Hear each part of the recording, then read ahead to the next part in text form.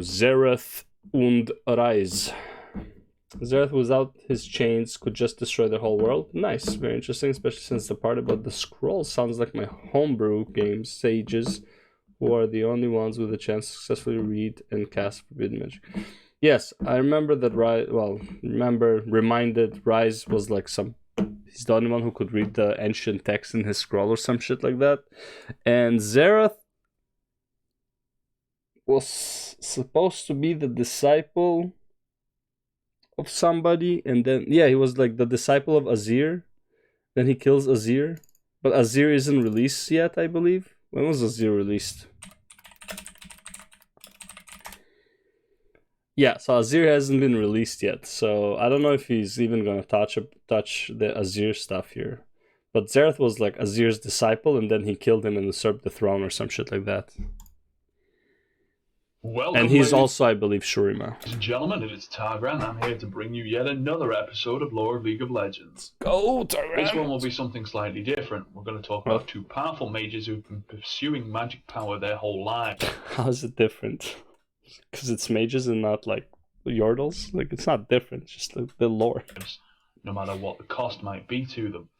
Now they're both beings of magic. One is just affected by it. The other has sacrificed his own body to become one with magic. Yeah. Without further ado, I present to you the lore of Zereth, the Magus Ascendant, and Rise, the Rogue Mage. Magus Enjoy. or Magus? Magus? The ancient civilizations inhabiting the unfriendly lands of Shurima Desert are long gone. Only ancient artifacts remain to remind people of its former glory.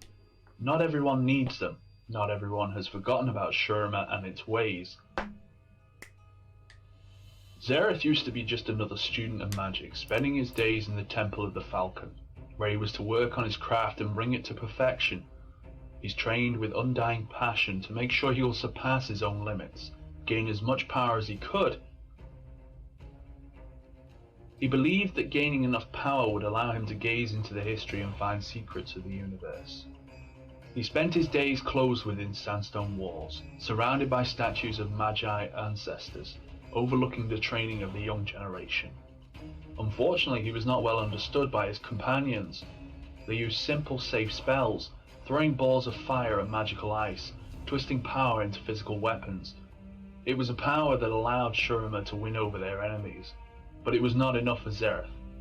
He wanted to gain the true connection to the arcane, and not just bend it to his will. He did not care for safety. Most of his fellow trainees preferred not to speak with him more often than it was necessary. The only exception seemed to be Tabia, a female mage that Zereth could call a friend. Perhaps some Tabia or Talia? exceptions trainees preferred not to speak with him more often than it was necessary. The only exception seemed to be Tabia, a Tabia, female okay, mage that's not that her. Zereth could call a friend. Perhaps something more. But she was just like everyone else. Beautiful, intelligent. She could still not understand that magic could be used in a way greater than just pitiful spells.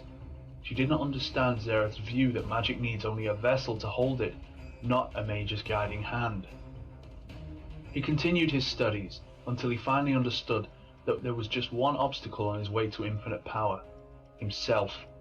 His frail human body was not enough to hold all the power he had gathered.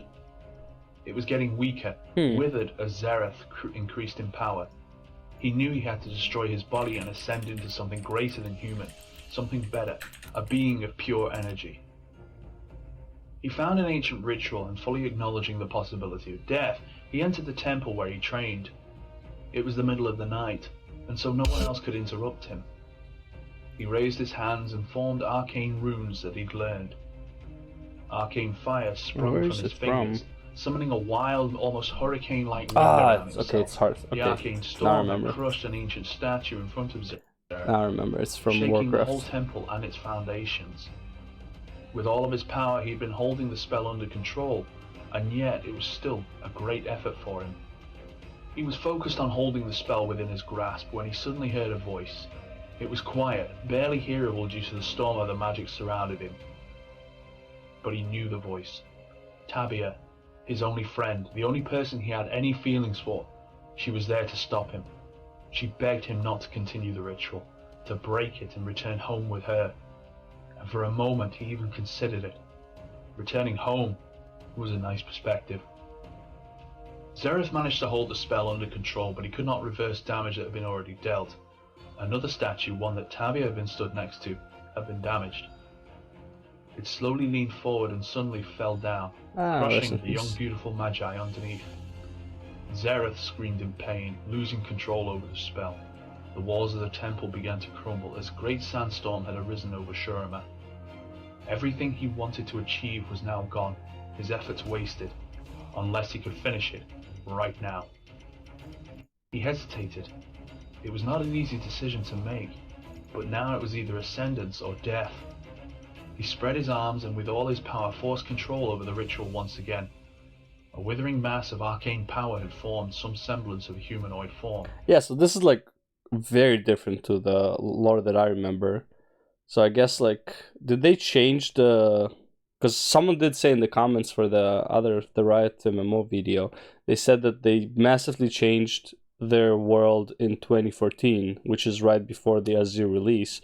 So that means that they changed the Zereth story when Azir released. He held it for as much as he could, but finally he had to risk everything. He had to embrace the chaos of the arcane and wait for its outcome. He entered the chaotic storm and survived. He's become more than a human. He was now eternal. Other Shurima mages did not share Zereth's enthusiasm about his transformation. They feared Zereth and powers that his new form had gained. They gathered all the masters of magic they could and subdued the Ascendant. Too weak to destroy his arcane form, they crafted an arcane sarcophagus in which Zereth had been sealed, buried in an underground tomb. He was to stay there for eternity. As centuries passed, Zereth had been trapped in his prison, but day after day his arcane power had been weakening his bonds. It had been slowly crumbling the inner walls of the prison. Civilizations had rose and fell over Zereth's head without even realizing his presence, and all he was doing was gathering his power. After long centuries, Zereth managed to gather all the power he could and caused an enormous blast of arcane that could be felt in every corner of Valoran as a small earthquake. It shattered his sarcophagus. He was finally free, and yet the core of the prison was still intact. It was what had been holding most of his power within, trapped and locked away. He could do no more for now, but there was something that could help him. Sources of magic, nexuses. They knew about them, and they knew where to look for them. As he found out, they've been now used to be protected by human mages called summoners. Pathetic spellcasters. But Zereth's magic had been trapped. He could not face all of them. Hoping that gaining their trust will allow him you can't beat them? Join them. To access the nexuses, he offered his power to the League of Legends. And one day, summoners will regret accepting that offer. Even though long ages had passed, everyone regrets when Zereth became a support rather than a mid laner. It's like the regrets are real. Since times when Zereth was still a mortal being, humans have not changed much. They still pursue power of magic and the knowledge that comes with it, hoping to become better, more powerful, more important. Rise was one of those people. He started his pursuit of power when he was a little boy. He was often rejected, sent back with nothing. But he was not discouraged easily. Traditional study at the universities and schools was never something that Rise could understand. It just didn't work for him. Most of his teachers have ignored the boy's eagerness to study magic. He was emotional about it, and mages preferred other students. Calm, calculative, easier to reason with. It took him years to gain even the basics of magic, but that's when his biggest realization had come to Rise. He felt connected to the magic of Runeterra. He was not interested, fascinated with it. He felt raw, primal connection that people trying to teach him could not understand. He decided to set himself on a different path, to find what was calling him. Ancient magic that filled the land of Runeterra. Instead of universities, he chose to learn from hermits, witches and shamans, surrounded in grim legends and tales of local people. He gathered legends and myths and followed them to their sources to find ancient wisdom. He seeked out anyone who had anything to share, anything that could help him in becoming a mage. Once he considered his knowledge to be vast enough, He turned to directly searching for forbidden, forgotten knowledge. He wanted to explore the mystical world where others feared to tread. He wasn't afraid. He was determined to find everything that could be of use to him. His tireless search has allowed him to find and learn about numerous forms of magic that had been long forgotten and no longer used. He followed all clues he could find and checked all trails that could lead him to a source of power that he could claim. After long years of searching, Rise had found an ancient art known as thorn magic. It required its user to bond with the mystical energies by infusing his flesh into arcane tattoo spells. Okay. To become a vessel of magic. Okay, that's what the rules. He followed old tales to find a woman known as Lilith, a sorceress of vast power and one of the last practitioners of thorn magic. She was the person that Rise needed. He could inscribe his flesh with tattoos. He came to her house to beg for her help, and he received it, despite their meeting being rather harsh at first. He's been bound to a bed inscribed with magical symbols and runes by the hand of Lilith. It was a long, painful process that Rise was more than willing to make as a sacrifice. He'd spent his whole life looking to gain true power, and now he was as close as he could get. He wouldn't be stopped by razor-sharp thorns and ink, even when his skin had been cut into open wounds and filled with the paint. He learned that magic was not only arcane energy bound to one's will. It could be everything. All of one's enthusiasm, fury, rapture, they were all conduits of power, and now he could use them. His body has been changed, transformed. He was more than a human now. He had been ascended.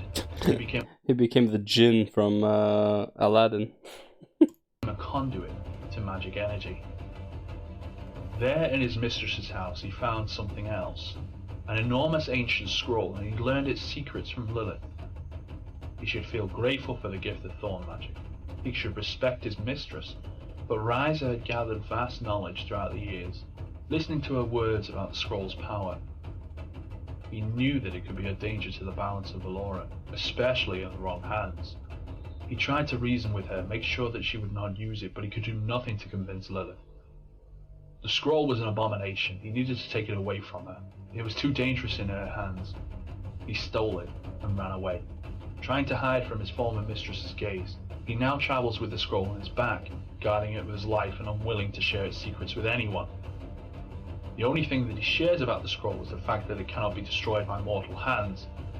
Many are curious about the ancient item, but they realize that Rise won't let them get anywhere close to it. It would be possible only over his dead body. Rise has found his way into the League of Legends, and due to his exceptional talent and interesting form of magic, he had been quickly accepted by the summoners. But why? It allowed him to not only continue his study of magic by getting in contact with all the powerful magic users who are the League's champions, it also allowed him to gain the summoners' protection over the scroll, if anyone ever wanted to steal it. Of course, that is all just a security measure. Rise is doing well enough on his own, and if anyone wants the scroll, well, he's more than welcome to go get it, if they can defeat Rise. I mean, it's not that hard to defeat Rise or whatever, but yeah, sure. I don't know. It's like his motive for joining the Institute of War is weird. Extra protection measure. I don't know. Like it's. Think about it from like the